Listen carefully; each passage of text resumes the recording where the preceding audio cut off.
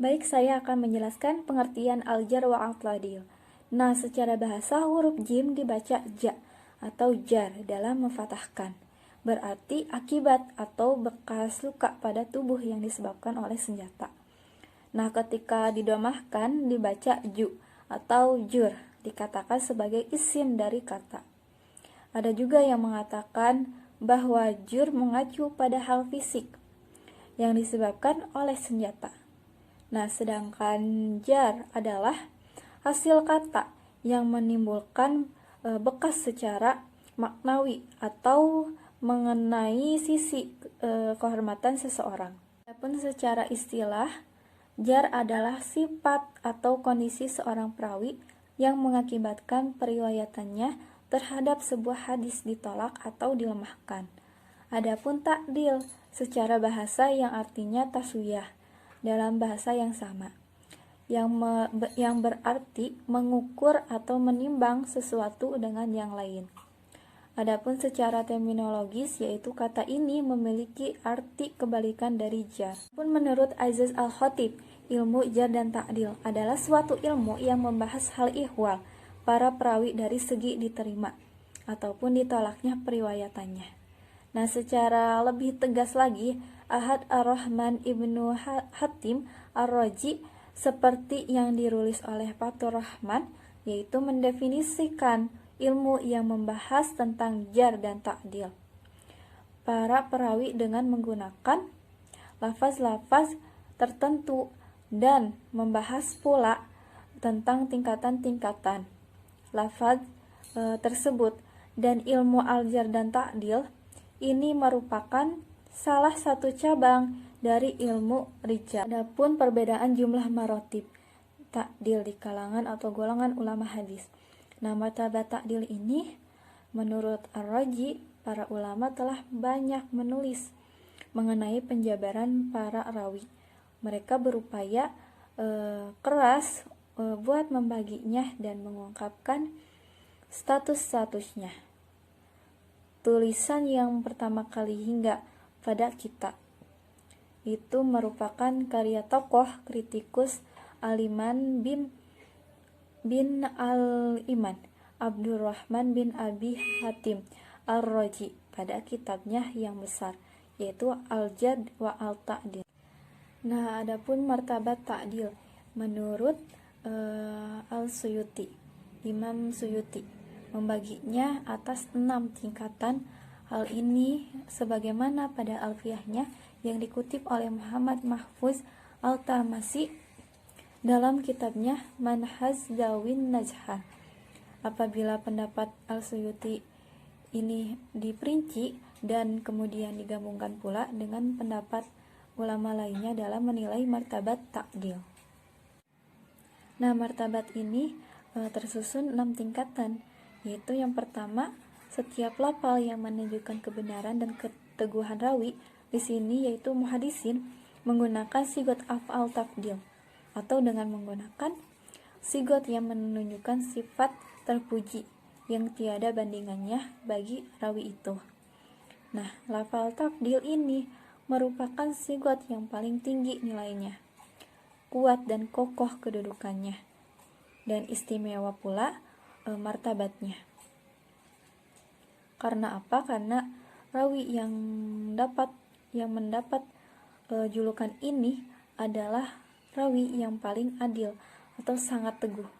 Nah, selanjutnya itu yang kedua, setiap lafal yang menunjukkan kebenaran rawi, keteguhan, kejujuran, dan keadilannya, ini dengan menggunakan lafal yang sama dengan yang sebelumnya atau dengan menggunakan kata lain yang semakna dengan makna yang pertama, dengan pengulangan, yaitu dengan pengulangan lafal yang makin sering dan makin banyak akan menunjukkan martabat rawi itu lebih kuat dan lebih tinggi nilainya jika dibandingkan dengan penilaian yang tidak diulang lafalnya.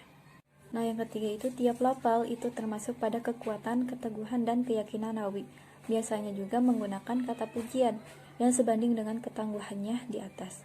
Nah, lafal tersebut yaitu imamun sabitu al-qalbi wa al-lisan wa al-hujati. Nah, yang keempat ada tiap lafaz yang menggunakan satu lafaz hanya menentukan bagi perawi, baik lafaz yang menentukan kebenaran perawi, tetapi akan diberi jaminan bahwa perawi ialah kebenaran, kekuatan, dan ketabahan pada ukuran awalnya.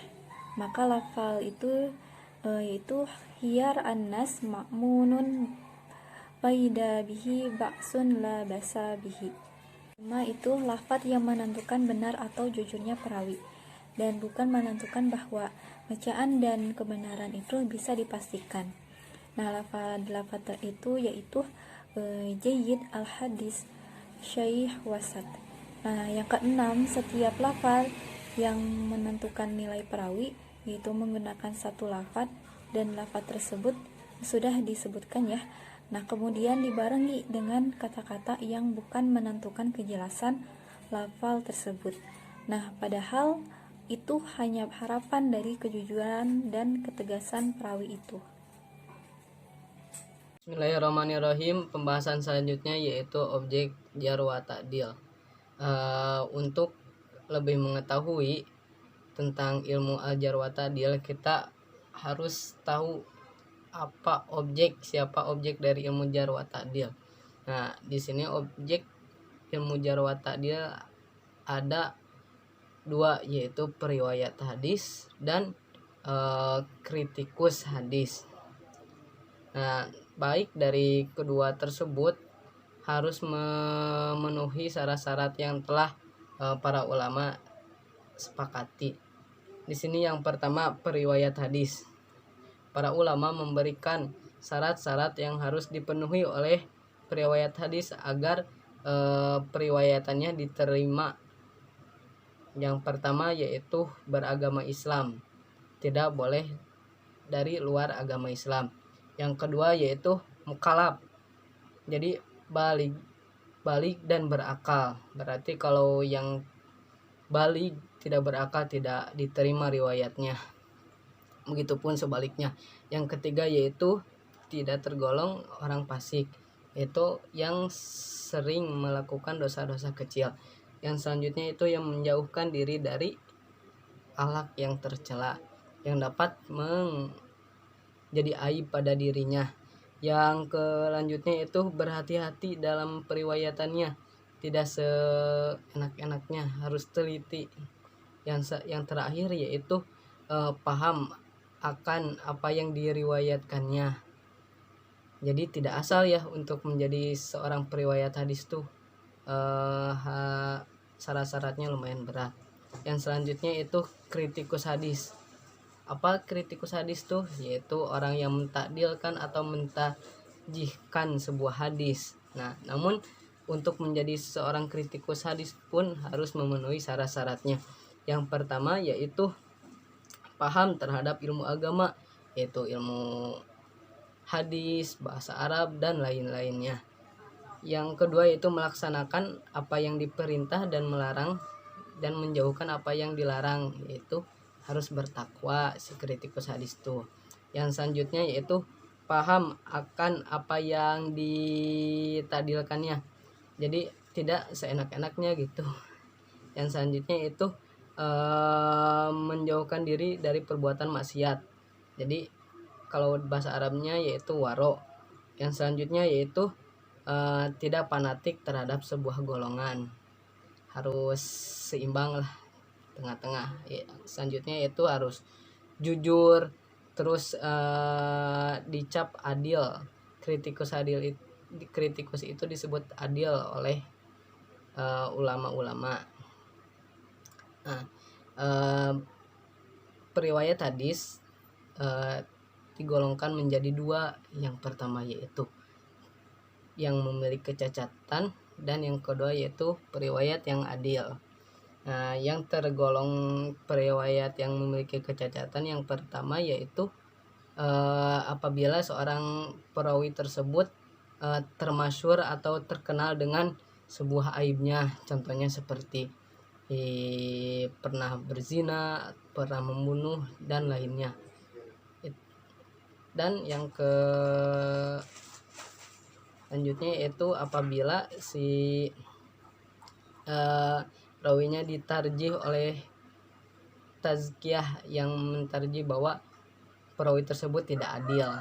Yang selanjutnya yaitu ada perawi yang adil. Perawi yang adil yaitu dimana perawi tersebut udah terkenal dengan kebaikannya atau dicap adil oleh tazkiyah, terus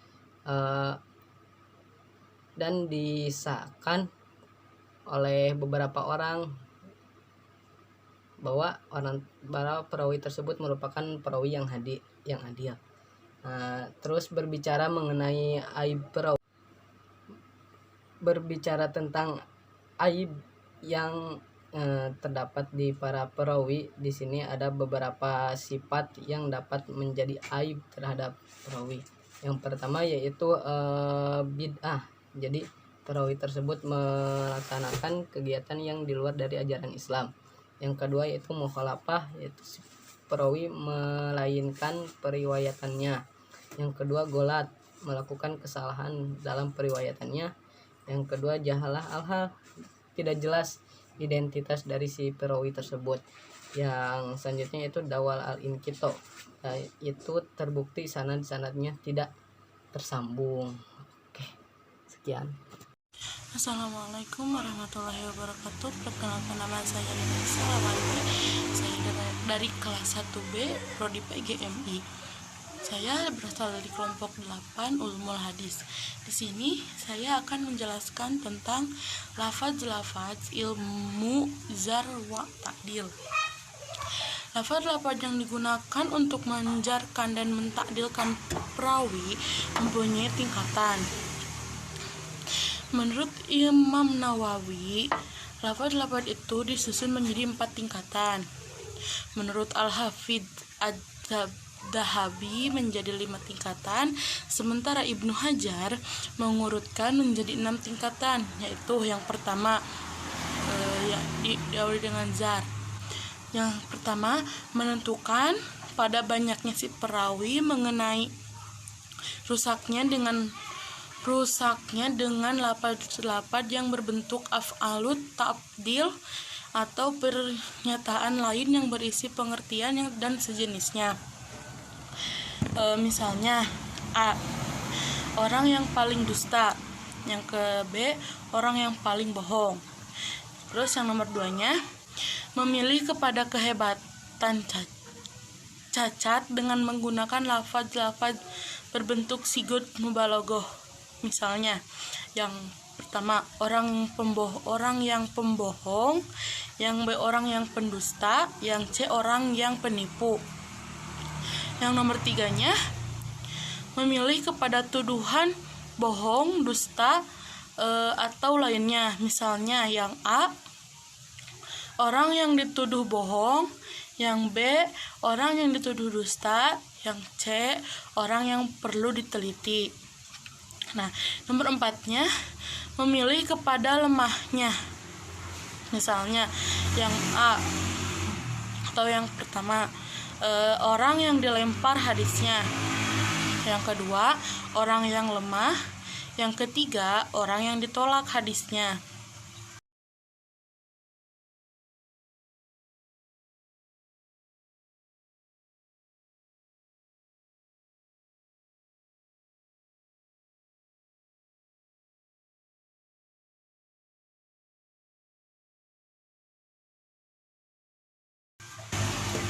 Nah, lalu di sini ada yang kedua yaitu takdil. Takdil itu segala sesuatu yang mengandung kelebihan rawi dalam keadilan dengan menggunakan lafaz-lafaz yang berupa af'alut ta'dil atau ungkapan lain mengandung pengertian dan sejenisnya.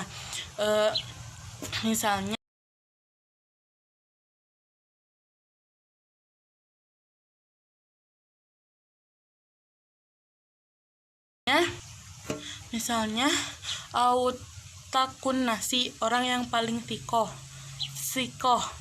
Yang B atbabtun nasi, hibdan wa dalatan, orang yang paling mantap hafalan dan keadilannya. Terus yang C lil muntah fi sabi, orang yang paling mantap hafalan dan keadilannya. Terus yang kedua ada memperkuat kesikohan rawi dengan memecahkan satu sifat dari sifat yang menunjukkan pada keadilan dan kedabitannya, baik sifatnya yang memecahkan itu selapad atau dengan mengulangnya maupun semakna. Misalnya yang pertama, orang yang teguh. Yang kedua, orang yang sikoh atau lagi sikoh. Nah, yang ketiga, orang yang lagi teguh, lagi sikoh. Nah, yang keempat, orang yang kuat ingatan atau meyakini ilmunya. Nah, yang ketiga, memilih keadilan dengan suatu lafaz yang mengandung arti ingatan. Misalnya, yang pertama, orang yang teguh hati dan lidahnya. Yang kedua, orang yang meyakini ilmunya. Yang ketiga, orang yang sikoh.